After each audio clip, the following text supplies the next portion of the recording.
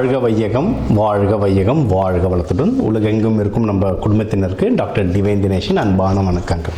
சரி, ஏப்ரல் மாதம் ராசி பலன்கள் பார்க்க போகிறோங்க. சரிங்களா? ராசி இல்லை லக்னம்.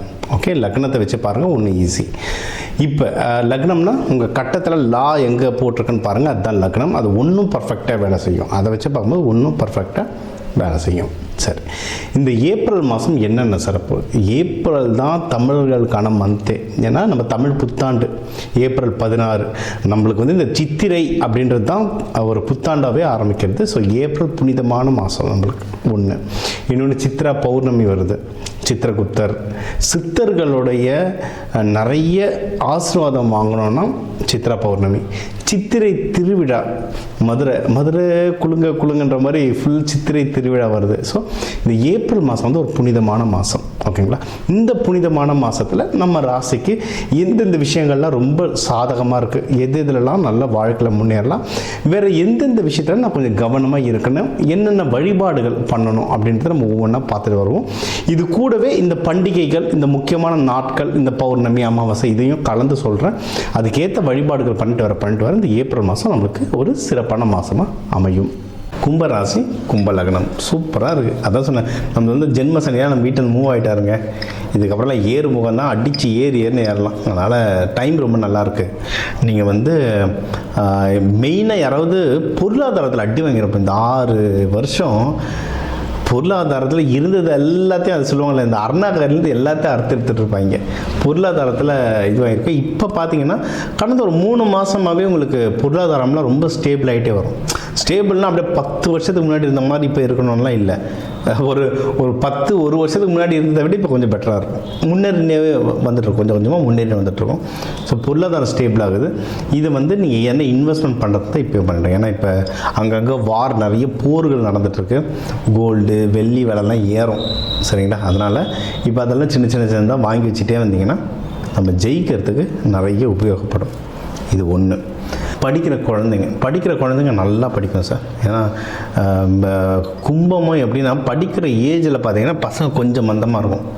சனி பகவான் வீடு இருந்தாலும் கொஞ்சம் மந்தமாக இருக்கும், அடிக்கடி உடம்பு சரியில்லாமல் இருக்கும். அதுவும் பூரட்டாதிலாம் பிறந்ததுன்னா ஒரு 3வது 4வது படிக்கும்போது கிட்டத்தட்ட சனி தசை ஆரம்பிச்சிடும். அப்படியே பசங்க மந்தமாக இருக்கும். அதனால் குழந்தைங்களை அடித்து ஒரு பிரயோஜனமும் கிடையாது. சனி பகவானுடைய தாக்கம் தான் அது.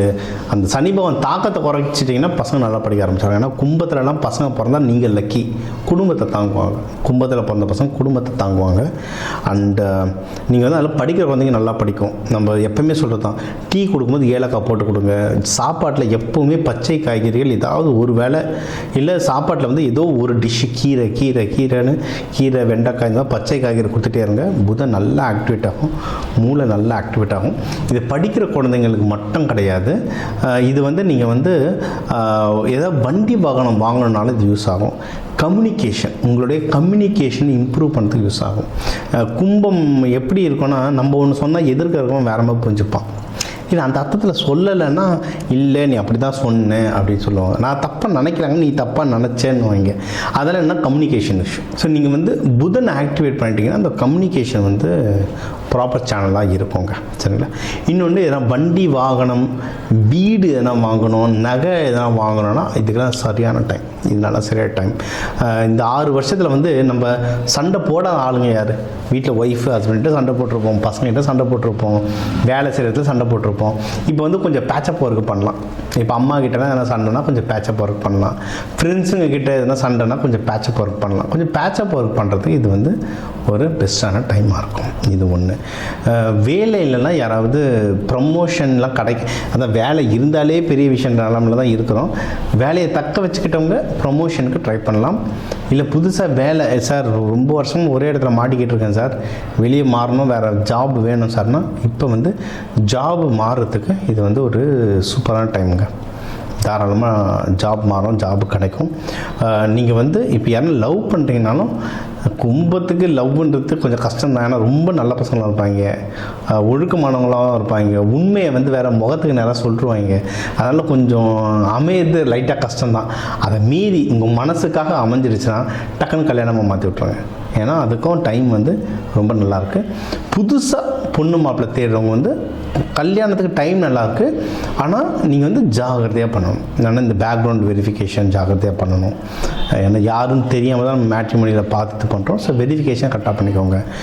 கல்யாணத்தை வந்து யாரை கூட்டிகிட்டு போகிறோம் பேசுறதுக்கு, கூட பொண்ணு வீட்டுக்கோ மாப்பிள்ளை வீட்டுக்கோ பேசுறது யாரை கூப்பிட்டு போகிறோம், சொந்தக்காரன்னு கடமைக்கு கூப்பிட்டு போகாமல், இல்லை தெரிஞ்சவங்கன்னு கடமைக்கு கூட்டிகிட்டு போகாமல் நல்ல ஆளாக பார்த்து கூப்பிட்டு போனீங்கன்னா நடக்காத கல்யாணத்தை நல்லபடியாக நடத்தி வைப்பாங்க. ஏன்னா அதில் தேவையில்லாமல் குழப்பங்கள் வரக்கூடாது.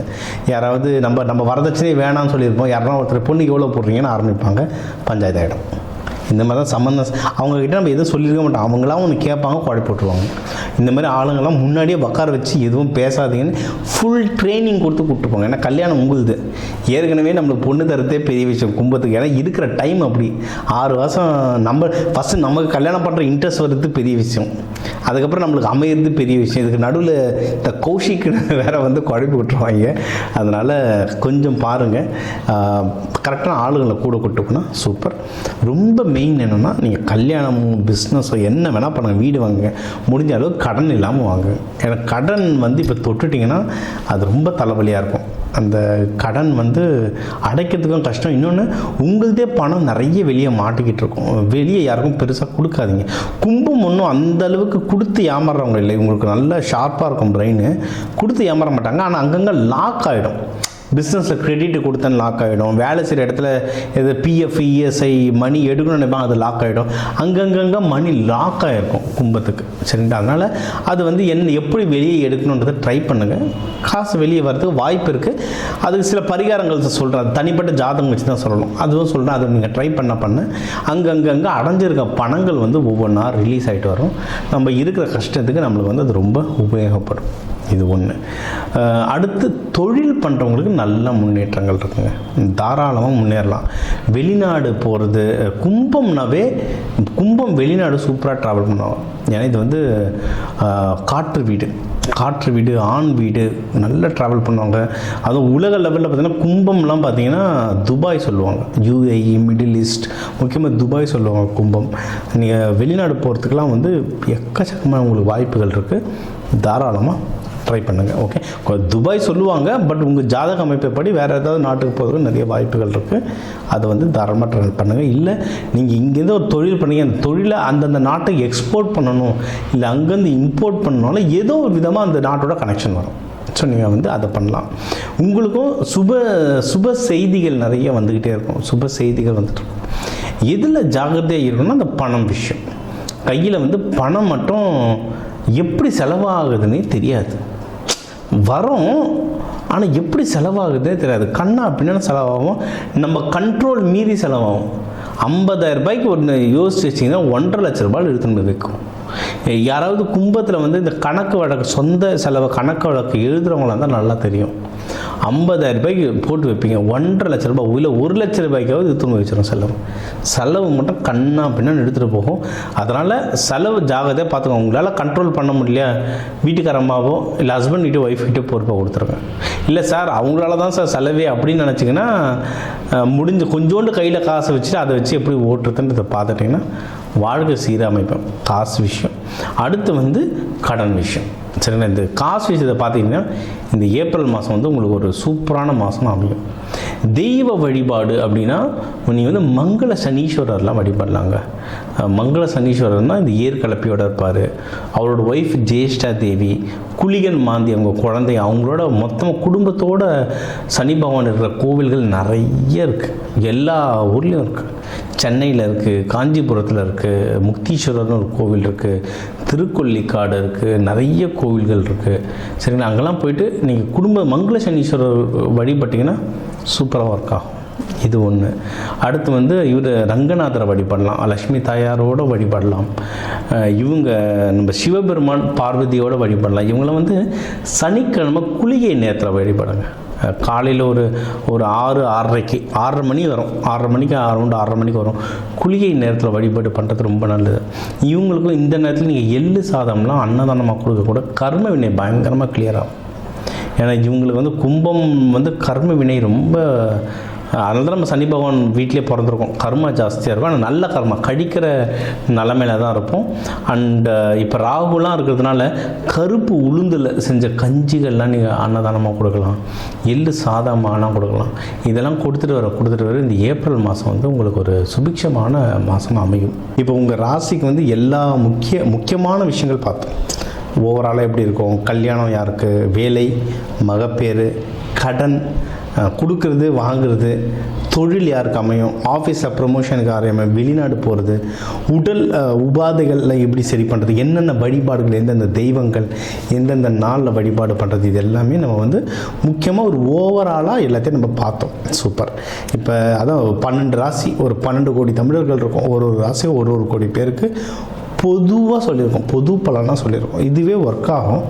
ஒன்றும் ஸ்பெசிஃபிக்காக இல்லை, எனக்கு இது பத்தலை, எனக்கு ஒன்றும் கிளாரிட்டி வேணும், இல்லை நீங்கள் சொல்கிறது சிலது எனக்கு நடக்கலை அப்படின்னா நீங்கள் வந்து உங்கள் ஜாதகத்தை வச்சு தான் பார்க்கணும். சரிங்களா? ஒன்று உங்கள் ஏன்னா தனிப்பட்ட ஜாதகத்தை வச்சு கிரக நிலைகள் மாறும்ல, அப்போது அதை வச்சு தனிப்பட்ட ஜாதகம் வச்சு பார்க்கணும். இது ஒன்று. இன்னொன்றுங்க, ஜாதகம்ன்றது ப்ரெடிக்ஷன். இது நடக்கும், இதெல்லாம் நடக்க வாய்ப்புகள் இருக்குன்ற ஒரு கால்குலேஷன், இதுதான். ஓகேவா? இதை தாண்டி நமக்கு வந்து இந்த கிரகங்களோட எப்படி நம்ம வந்து ஒரு அலைன்மெண்ட்டுன்னு சொல்லுவாங்க, அவங்களுடைய வேவ் லென்த்தில் நம்ம அலைன்மெண்ட் ஆகிட்டோம்ல, அவங்க போக்குலேயே நம்ம போயிடணும்னா ஜெயிச்சிடலாம். இப்போ சனி பயிற்சி நடக்குதுன்னா அப்போ அந்த சனி தாக்கம் குறைக்கிறதுக்கு என்னென்ன, இப்போ நான் வந்து தெய்வ வழிபாடுகளாக சொல்லியிருக்கேன். ஆனால் இதை தாண்டி நிறைய இருக்குது. விதைகள், கலர் தெரப்பி, அரோமா தெரப்பி, நறுமணங்களை வச்சு அவ்வளோ விஷயம் நம்ம சாதிக்கலாம். அதனால தான் கோவிலில் சாமிக்கெலாம் பூலாம் கொடுக்குறோம்னா நறுமணத்துக்கு எது கொடுக்கணும். ரொம்ப பெரிய ஆளுங்க போது நிறைய இந்த எசென்ஷியல் ஆயில்னு தருவாங்க, அரோமா தெரப்பின்னு. நறுமணங்களை வச்சு நிறைய மேஜிக் பண்ணலாம். விதைகள், கோவிலில் வந்து ஒரு சாமியை பிராண பிரதிஷ்டம்னு சொல்லுவோம். அந்த சாமியை பிரதிஷ்டம்னா கீழே நவதானியம் கொட்டுவோம். எதுக்கு நவதானியம்? அந்த நவகிரகங்களுடைய சக்தியும் உள்ளே இறங்கும். அப்போ அதை நமக்குள்ளே எப்படி கொண்டு வரது? விதைகள் மூலமாக பயிற்சிகள். கலர், ஒரு கலர் ஒரு கிரகம், எந்த கலரை போட்டால் இப்போ என் கிரகத்துக்கு எது வேலை செய்யும், இந்த மாதிரி விஷயங்களை நிறைய பயிற்சிகளாக சொல்லித்தரேன். எக்கச்சக்கம் பயிற்சிகளாக சொல்லிட்டோம். அதாவது ஒரு ஜோதிடத்தை நான் கேட்டேன், அவர் கல்யாணம் நடக்கும்னாரு, அவர் சொன்னதுனால நடக்கும்னா அப்படிலாம் நடக்காது. அதுக்கான சாத்தியக்கூறு இருக்குது, அதுக்கான முயற்சி எடுக்கணும். முயற்சி கூட அது நடத்துறதுக்கான சில சப்போர்ட்ஸ் நம்ம எடுத்துக்கணும். இந்த பயிற்சிகள் பண்ணணும், இந்த கோவில்கள் பண்ணணும். கோவில் சாமி ஒன்று கூட ஒன்றும் சில பயிற்சிகள்லாம் சொல்லுவோம். அதெல்லாம் பண்ண ஒரு இடம் ஏன்னா ஒரு கிரகத்துக்கே எனக்கு சொல்கிறதுக்கு மணிக்கணக்கில் ஆகும். அதனால் எல்லாமே இந்த 8-10 நிமிஷத்துக்குள்ளே அடக்க முடியாது. வேணுன்றவங்க என் நம்பரை கால் பண்ணி உங்களுக்கு கன்சல்டேஷன் எடுத்துக்கோங்க. உங்களுக்கு ஒன்றும் குறிப்பிட்டு சில வழிமுறைகள் சொல்கிறேன். ஒன்றும் குறிப்பிட்ட அட்வான்ஸாக தெய்வ வழிபாடுகள், கையில் என்னென்ன மாதிரி தானியங்கள் கையில் வச்சுக்கலாம், வீடு எந்தெந்த கலரில் இருந்தால் நீங்கள் கேட்குற விஷயங்கள் மாறுன்றதுல வாஸ்து, நியூமராலஜிலாம் கலந்து சொல்கிறேன். இதெல்லாம் நீங்கள் செஞ்சுட்டு வர இந்த ஜோதிடம், இது வந்து இந்த ஆன்மீகத்துக்குரிய கொஞ்சம் அறிவியலையும் கலந்துட்டு வர உங்கள் முயற்சிகள் சேர நீங்கள் கேட்குற எல்லா விஷயமும் எல்லாமே இந்த ஏப்ரல் புத்தாண்டில் அந்த சிவபெருமான பார்வதியை நடத்தி வைக்க டாக்டர் டிவைன் தினேஷன் அன்பான வணக்கங்கள். வாழ்க வளத்துடன்.